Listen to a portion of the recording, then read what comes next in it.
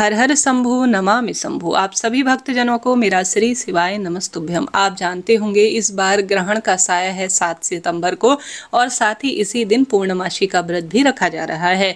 तो आप सभी को पूर्णमासी व्रत कैसे रखना है, व्रत कब खोलना है, अब रात्रि को तो सूतक लगेगा, तो आप सभी को चंद्र देवता का पूजन कैसे करना है, आइए इस वीडियो में जानते हैं। शास्त्रों में कहा गया है कि जब रात्रि को जब हम चंद्र देवता के दर्शन करते हैं तो उस समय पूर्णिमासी तिथि व्याप्त होनी चाहिए। तो यह तिथि जो है 7 सितंबर को ही हमें प्राप्त हो रही है। ऐसे में उदया तिथि को मान्यता करते हुए शास्त्रों में पंचांग में लिखा गया है 7 सितंबर दिन रविवार के दिन ही पूर्णमासी का व्रत किया जाएगा।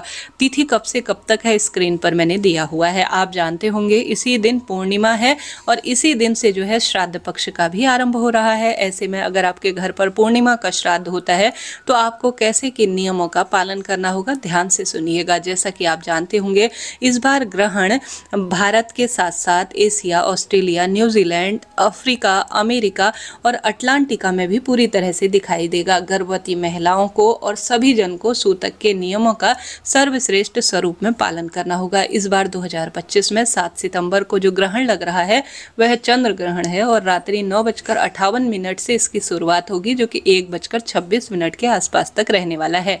ग्रहण की कुल अवधि 3 घंटा 28 मिनट के आसपास है। ऐसे में आप सब भक्तजन जानते होंगे कि सूतक काल का समय 9 बजे से जो है 9 घंटे पहले से ही सूतक शुरू हो जाता है। तो इस बार जो सूतक काल का समय है वह दोपहर 12:47 से सूतक लगना आरंभ हो जाएगा। ऐसे में आपको व्रत उपवास कैसे करना है, किस स्वरूप में आप पूजा पाठ के नियमों का पालन करना है, ध्यान से सुने। जैसे आप जानते होंगे शास्त्रों में पंचांग में लिखा गया है कि जब ग्रहण लगता है तो मानव जीवन पर किसी न किसी स्वरूप पर हर तरह से असर होता है।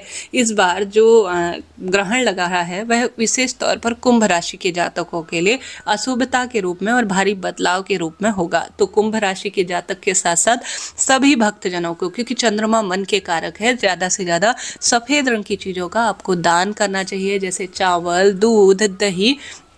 जब ग्रहण समाप्त होना तो आपको इन चीज़ों का दान करना चाहिए। घर के बच्चे बड़े सभी के हाथ का स्पर्श कराकर इन चीज़ों को दान करने से सौभाग्य में वृद्धि होती है और रोग दोष कष्ट संकट पीड़ा से भी मुक्ति मिलती है। तो आप सभी को सूतक के नियमों का भी इस दिन पालन जरूर करना है। करीब करीब दोपहर में जो मैंने आपको समय बताया 12:47 से सूतक के नियमों का पालन करना होगा। सूतक काल में भगवान का जो द्वार होता है या भगवान जी को सीधे स्पर्श नहीं किया जाता, किसी पेड़ की पत्ती को भी नहीं तोड़ा जाता, भोजन नहीं किया जाता। इन चीजों का आप ध्यान रखिएगा। अब इतना लंबा समय तो कैसे रुका जा सकता है, वह भारी प्रश्न आता है।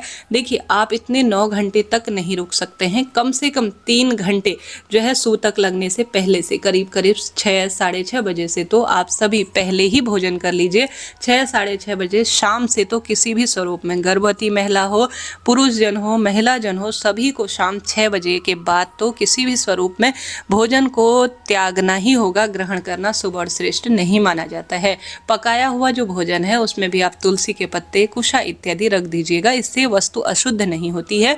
तो चीजों को एक एक को आप नोट करते हुए चलिएगा। अब प्रश्न आता है कि हम सभी 7 तारीख को कैसे पितरों के निमित्त तर्पण करें और पूर्णमासी व्रत का पारण करें। तो इस बार सूतक मान्य होगा तो कोशिश तो जो सभी भक्तजन है उन्हें दोपहर 12:57 है उस समय से भोजन, जल इत्यादि का त्याग कर देना चाहिए, परंतु इतना लंबा समय सभी के लिए संभव नहीं है। तो करीब करीब 5:30, 6, साढ़े 6 बजे से आप सभी भोजन का पूरी तरह से त्याग कर दीजिएगा, क्योंकि इस समय से सूतक पूरी तरह से लागू होगा और ग्रहण तो रात्रि 9:56 से शुरू होगा और 1:26 के आसपास रहने वाला है। गर्भवती महिला कभी भी ग्रहण के दौरान किसी भी स्वरूप में छुरी, चाकू या नुकीली धारदार वस्तुओं को स्पर्श भी ना करें, क्योंकि नकारात्मक जो है ऊर्जाओं का प्रभाव हर स्वरूप में होता है। बाहर ना निकले, चंद्रमा की सीधी रोशनी आपके शरीर पर ना पड़े, इस चीज का आप ध्यान रखिएगा। भारी ग्रहण है, हर स्वरूप से नुकसानदायक माना जाता है और ग्रहण के दौरान कई तरह के टोने टोटके का भी प्रयोग करते हैं। तंत्र विद्याओं को और शक्तियों को जागृत करने का कार्य करते हैं। तो अपना और अपने परिवार का, गर्भवती महिला या सभी जन ध्यान रखें।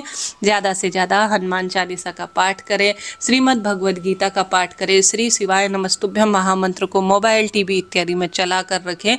इन नियमों का ध्यान रखेंगे तभी तब आपका जीवन सर्वश्रेष्ठ रूप से सार्थक होगा।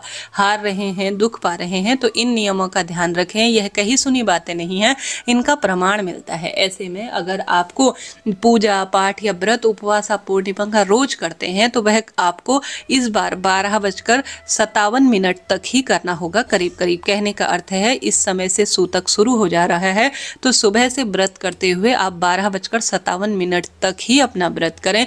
इसके बाद आपको भगवान को स्पर्श नहीं करना है।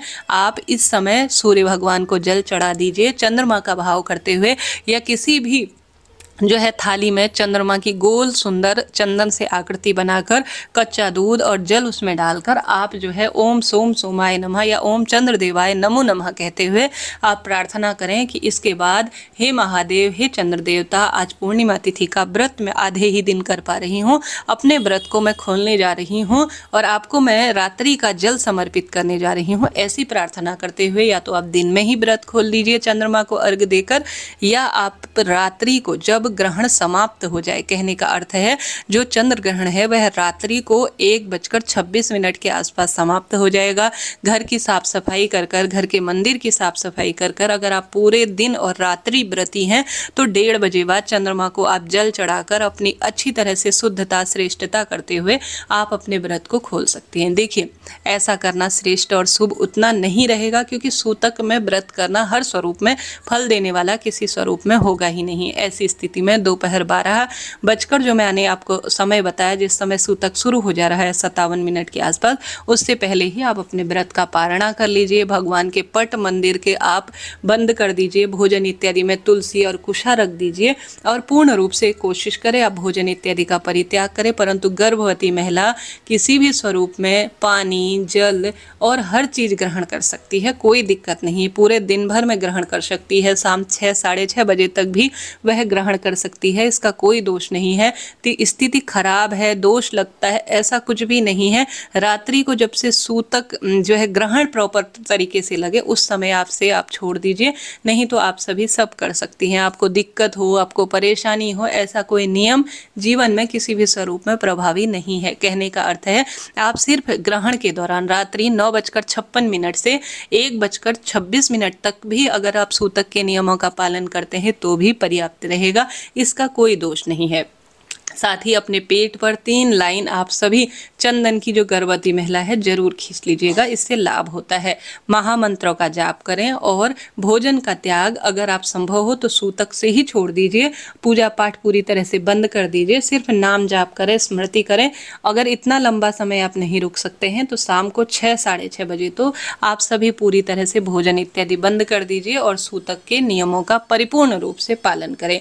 आशा है, उम्मीद है सब बात मैंने आपको अच्छे से बता दी, आपके लिए जानकारी योग्य रही होगी। राधे राधे लिखिएगा जरूर।